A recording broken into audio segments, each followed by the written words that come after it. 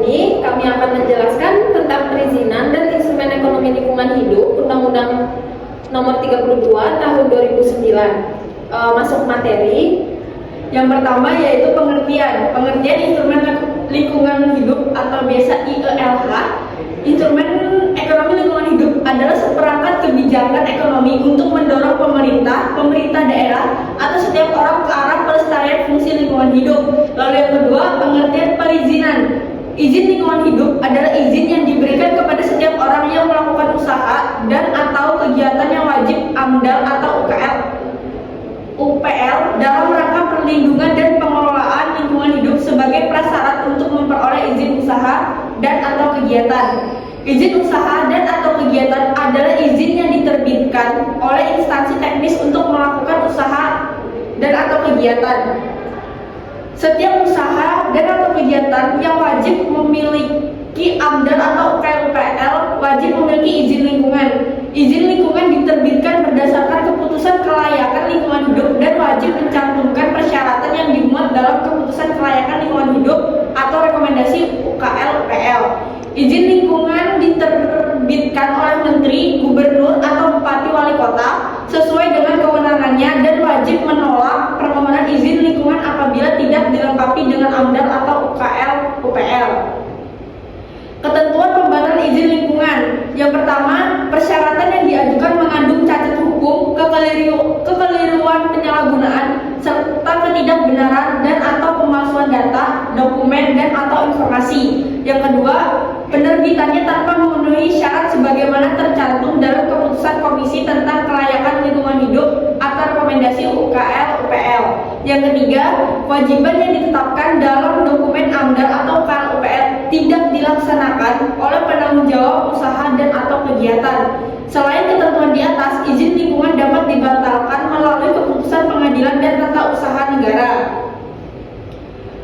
Setiap permohonan dan keputusan izin lingkungan wajib diumumkan. Pengumuman dilakukan dengan cara yang mudah diketahui oleh masyarakat. Izin lingkungan merupakan persyaratan untuk memperoleh izin usaha. Dalam hal izin lingkungan dicabut, izin usaha maka dibatalkan. Dalam hal usaha atau kegiatan mengalami perubahan, penanggung jawab usaha wajib memperbarui izin lingkungan. Instrumen ekonomi lingkungan hidup. Setiap usaha dan atau kegiatan yang berpotensi menimbulkan dampak penting terhadap lingkungan hidup, ancaman terhadap ekosistem dan kehidupan dan atau kesehatan dan keselamatan manusia wajib melakukan analisis resiko lingkungan hidup. Analisis resiko lingkungan hidup meliputi pengkajian risiko, pengelolaan risiko, dan atau komunikasi risiko. Pengertian analisis resiko lingkungan hidup (ARL) dan audit lingkungan hidup. Analisis resiko lingkungan hidup adalah proses sistematis yang meliputi identifikasi, analisis, dan evaluasi resiko yang mungkin timbul dari kegiatan tertentu terhadap kesehatan manusia dan lingkungan.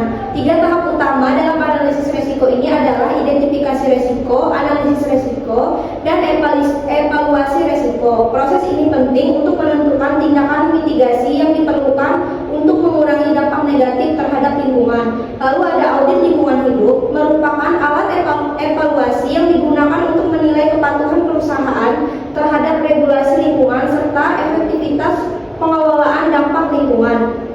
Audit ini membantu dalam mengidentifikasi area di mana perusahaan dapat memperbaiki kinerja lingkungannya dan memastikan bahwa semua kebijakan serta prosedur diikuti dengan baik. Hasil dari audit dapat memberikan rekomendasi untuk tindakan perbaikan guna meningkatkan kepatuhan dan kinerja lingkungan.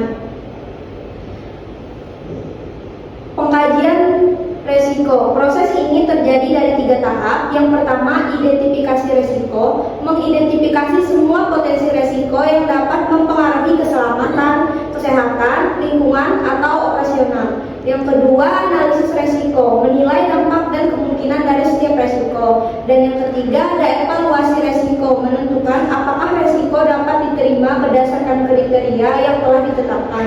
7 kriteria yang ditetapkan. Yang pertama, besarnya jumlah penduduk yang akan terkena dampak. Yang kedua, luas wilayah penyebaran dampak. Yang ketiga, intensitas dan lainnya dampak berlangsung. Yang keempat, banyaknya lingkungan hidup lain yang akan terkena dampak. dampak. Yang kelima, sifat kumulatif dampak. Yang keenam, berbalik atau tidaknya dampak. Dan yang terakhir ada kriteria lain sesuai dengan perkembangan iptek. Lalu ada pengelolaan resiko. Beberapa pendekatan yang biasa digunakan meliputi pencegahan resiko, mengubah proses, bahan, atau perilaku untuk mencegah resiko terjadi. Yang kedua ada pengendalian resiko, mengurangi dampak resiko dengan menambahkan pengamanan atau prosedur mitigasi seperti memasang alat pengontrol emisi atau memberikan pelatihan khusus. Yang ketiga, penanggulangan resiko, menyiapkan tindakan darurat jika resiko terjadi, misalnya rencana penyelamatan, penyediaan APD dan penyediaan APD. Lalu ada komunikasi resiko. Komunikasi resiko yang efektif penting agar semua pihak memahami resiko dan tindakan yang diambil. Hal ini meliputi sosialisasi informasi, pelatihan, dan konsultasi publik untuk memastikan pemahaman yang sama terkait resiko dan cara pengelolaannya. Risiko yang dimaksud meliputi yang pertama ada perubahan iklim, kemudian ada alih fungsi lahan, kemudian meningkatnya kemiskinan, kemudian penurunannya mutu dan kelimpahan SDA, kemudian ada bencana alam, kepunahan keanekaragaman hayati, serta kesehatan dan keselamatan manusia. Setiap penyusunan peraturan perundang-undangan pada tingkat nasional dan daerah wajib memperhatikan perlindungan fungsi lingkungan hidup dan prinsip perlindungan dan pengelolaan lingkungan hidup sesuai dengan ketentuan yang diatur dalam undang-undang. Pemerintah wajib mengalokasikan anggaran dana alokasi khusus lingkungan hidup yang memadai untuk diberikan kepada daerah yang memiliki kinerja perlindungan dan pengelolaan lingkungan hidup yang baik. Pemerintah mendorong penanggung jawab usaha dan atau kegiatan untuk melakukan audit lingkungan hidup dalam rangka meningkatnya kinerja lingkungan hidup. Pemerintah mendorong penanggung jawab usaha dari atau kegiatan untuk melakukan audit lingkungan hidup dalam rangka meningkatkan kinerja lingkungan hidup.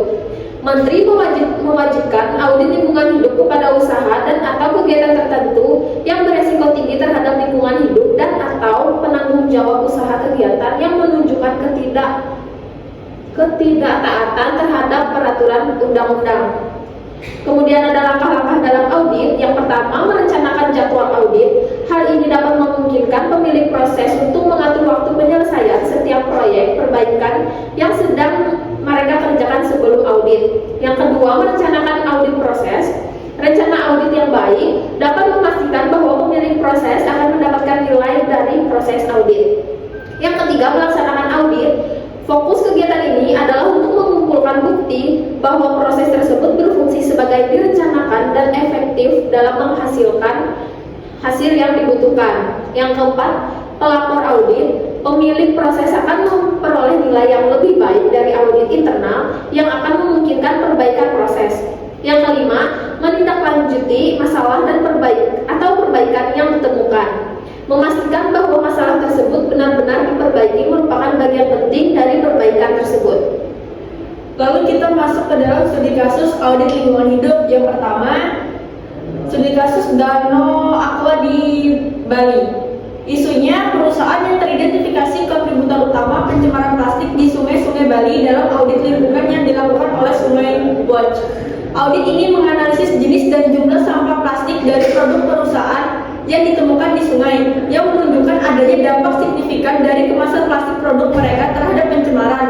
Hasil audit ini mendorong dialog untuk peningkatan inovasi pada kemasan dan pengelolaan limbah yang lebih bertanggung jawab. Lalu yang kedua yaitu Chevron di Sumatera. Isunya eksplorasi dan eksploitasi minyak bumi. Sebagai perusahaan energi, Chevron melaksanakan audit lingkungan yang fokus pada pemantauan dan pengendalian pencemaran yang dihasilkan dari kegiatan eksplorasi dan eksploitasi minyak bumi. Dalam audit ini, Chevron diwajibkan mematuhi standar nasional maupun internasional terkait limbah cair, kualitas udara, dan pengelolaan risiko tumpahan minyak. Program audit yang berkelanjutan ini bertujuan untuk mengurangi dampak lingkungan, khususnya di kawasan Sumatera yang sensitif terhadap kerusakan lingkungan. Lalu ada studi kasus penangkapan ikan dan implementasi dari instrumen ekonomi lingkungan hidup. Perusahaan Saabadi, isunya pelanggaran peraturan dan dampak lingkungan. Implementasi serta sanksi. PT Dwikarya diberikan sanksi pencabutan izin oleh Menteri KKP karena melanggar banyak peraturan, insentif dan disentif. Jika PT Dwikarya menangkap ikan sesuai peraturan, maka mereka bisa mendapatkan insentif. Payment for Environmental Service. Studi kasus sektor kehutanan di Kota Pagar Alam, Provinsi Sumatera Selatan. Deforestasi dan penurunan emisi gas rumah kaca. Implementasi digunakan untuk meningkatkan fungsi hutan dan mengurangi gas rumah kaca. Mekanisme, dasar mekanisme pasar untuk menangani berbagai persoalan lingkungan hidup. Strength, evaluasi layanan lingkungan, perhitungan hak properti lingkungan dan meningkatkan kesadaran masyarakat. Pada gambar di samping merupakan klasifikasi jasa lingkungan hidup yang terbagi menjadi 3, yaitu jasa penyediaan, jasa pengaturan atau pengelolaan, dan jasa nilai budaya, serta jasa pendukung. Lalu ada studi kasus pengendalian pencemaran udara di Indonesia. Isunya pencemaran udara dan kerugian ekonomi akibatnya. Implementasi instrumen pajak lingkungan digunakan untuk menginternalisasikan kerugian ekonomi berdasarkan biaya kesehatan. Regulationnya Undang-Undang Nomor 32 Tahun 2009 tentang perlindungan dan pengelolaan lingkungan hidup, Peraturan Pemerintah Nomor 41 Tahun 1999 dan Peraturan Pemerintah Nomor 46 Tahun 2017. Contoh pajak lingkungan di beberapa negara, yaitu di negara Indonesia, yaitu pajak karbon,